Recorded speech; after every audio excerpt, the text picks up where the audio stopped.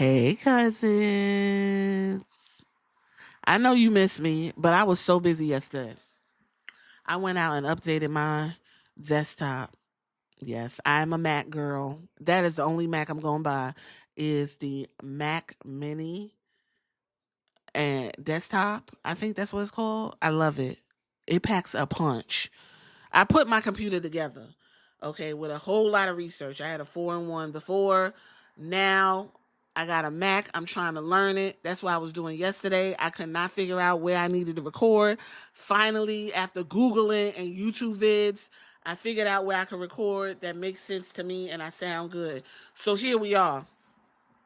Shout out to y'all, still mixing it up in the comments and stuff like that.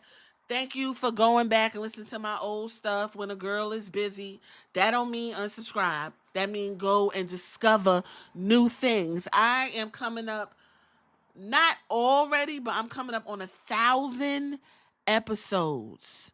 Wow. And growing. Welcome, new cousins. Sit back, relax, chill, enjoy what I got going on. My cousins, hey, I be seeing y'all around the YouTubes because y'all show be waving at me and I love it. What we talking about? Let's go ahead and get into it. I have so much topics. I want to shout out to everybody that went to the community tab and gave me topics and stuff, and the folks that's giving me topics in some of the comment sections. I appreciate it. I'm writing them shits down. I'm about to, like I said, the Blitz is on. We coming to the end of the month. I want to start September. I got a goal. I want to do it. I'm not even going to tell you what it is because every time I tell people what I'm going to do, some reason I don't do it. Just know it's about to be going down. It's a whole lot of shit going on in the pro wrestling world. It's a whole lot of shit going on in the podcasting world. Stuff is changing and shifting, and I want to be here to give you the updates while you work and chill and focus on other things, because next year, I get the feeling it's going to be hard on a lot of us. It is. Me too. But I got hobbies, and I know how to completely disassociate and act like ain't shit going on. So you need to learn to do that too, child. With that being said, Vince McMahon had a party. He had a party. We like to party. Yeah. Yeah. Hey. Hey. Yeah. Hey. Ain't Vince McMahon had a party? He had a party and some of the people were upset about it. Well, we're going to talk about it because guess what? I'm not mad at all. It makes complete sense why these people was down to the party. And it should make complete sense for you why these people was down to the party. Because they have something called blind loyalty. Blind loyalty. When you are so loyal to somebody that you are willing to overlook any and everything that these people have done, will do, and will continue to do. I'm not even mad. I know when I listen to these pro wrestler stories, every one of them are coming from the bottom and somebody had to help them get where they at. All of these pro wrestlers are millionaires 2 and 3 times over because of Vincent Kennedy McMahon. They said McMahon gave them an opportunity when nobody else would look their way. You got people starting the business with $6 in their pockets. You know what I'm talking about. You got people coming from other countries, poor, and can barely speak English, but they were hot and sexy and was given an opportunity, Maurice. You got people who are actually pioneers in the reality TV and knew how to get in where they fit in. Yes, I'm talking about the Miz, who burst into tears when Queen Coral from Real World, made him cry because he said some racist ass shit and she ate his ass up. If you can find the Mrs. Real World season, please go watch it. I'll never forget it. That boy coming out of Cleveland was just as dumb as the day as long, and Coral would not let up on his ass. Titus O'Neil touched Vince McMahon that fateful night, and Vince put his ass on ice, and it was a wrap. But Titus is an ambassador for the WWE, and his two sons are deep in the WWE Performance Center, and he cannot fuck around and find out. Jerry the Clean Lawler. Vince gave him an opportunity and he took it. And he been with Vince since the territories. And Vince been so good to him, he allowed him to say some of the worst shit you could think of on the mic. Vince let him be him. Right? All of these guys, not just them, all of them are loyal to Vince. And they want to go to the party. Vince had a 2-night birthday party for turning 80 years old. Let me say something. He's 80. First of all, that plastic surgery didn't do no favors. It would have been nice for us to just see how people age naturally, okay? But we got to get a nasty, blue-lipped, leather-faced Vince McMahon, and it's fine. It's fine.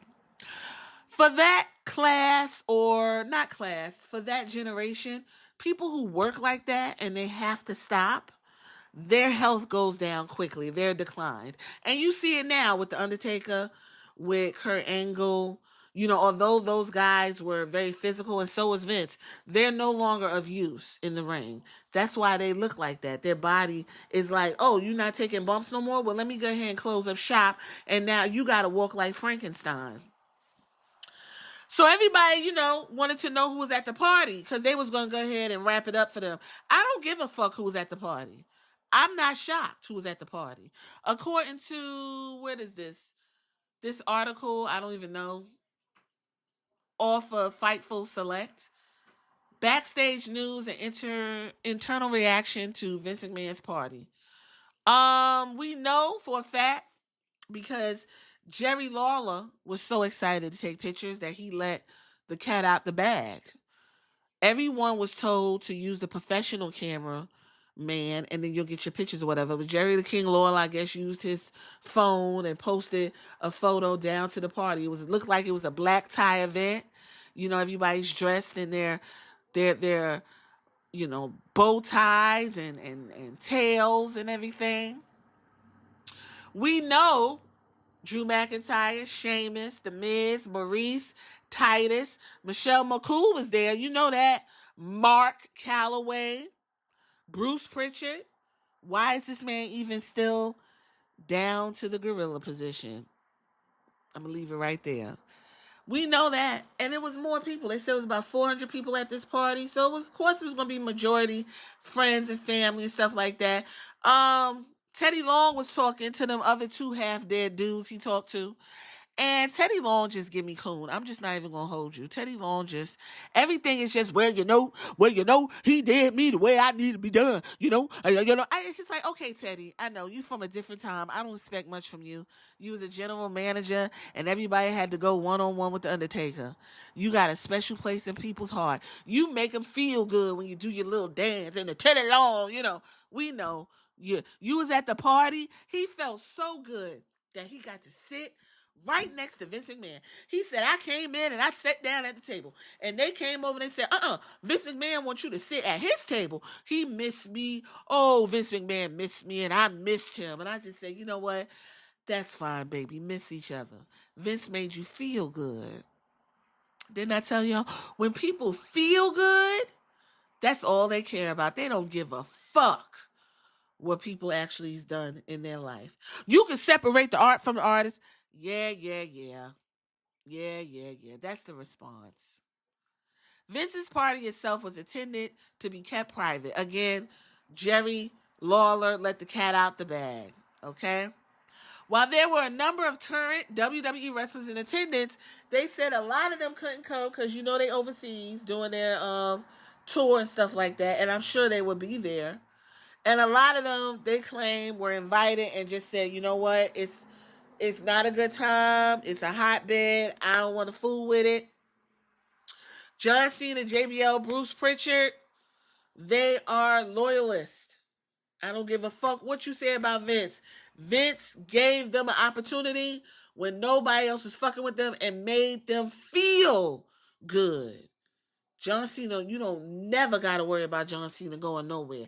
He going to give you a diplomatic response and he going to say, I am going to wait until we get an overall verdict. If in fact what he did was true, that would be awful. But until then, that's my main. That's my number one. Okay, he was very clear with that. Even though there's all kind of proof, I read the whole thing. Child, Vince was nasty, nasty to be that old, because he was in his 70s when this lawsuit bust out. Whatever other talent who didn't attend, they said they wanted to go, they didn't want to cut ties, and is loyal. I'm not mad. No, I'm not. It's par for course. And I just want to know, cousin, are you upset who went, or you just expected it? I expected it. These people, they don't have the conscience. Again, he gave them opportunities, and it is what it is. I don't think anybody really should be upset about it. I know what kind of company I'm watching. I'm well aware of that. I'm well aware of the company. And I know I watch it doing the best I can with what's given to me. But I want to, support the pro wrestlers that I got a little investment in. Yeah, I want to see Bianca, Jade, Montez, Carmelo, even Maxine Dupree. I want to see these people win. LA Knight. You understand? If the EST and Montez Ford went to this party, and I'm sure they probably did, because unless she's overseas with her husband, I won't even be upset. You know why? They're at the New York Stock Exchange with them. They were already mixing up with Vince McMahon when it was time to do, bring your best looking wrestlers to do PR and stuff like that. They were already in the thick of things. I'm not shocked. This is company. This is what it is. If I had to go to a company party and the big guy who runs my company, I don't know, is completely psychotic, I guarantee you people will be like, well, just show your face. You don't even got to stay. Just pop in, pop out. Just so you don't rock the boat. And it's the difference between, I want to be a part of the company. We a family. These people help me. I feel good. I know what he did sucks, but we about to be in here having a good time. Or it's like, I'm just going to step back and chill for a minute and see what got going on. Everybody chose the latter. What we supposed to do? It is what it is. They want to party with Vince. They want to have that loyalty to him. Some people say it's weird. Knowing people doing terrible shit. We see that in the public right now, in politics. Knowing people doing terrible shit. But that loyalty, even those folks know something good's coming and they want to be the first ones to say, I was here. Or they just want to say, you know what?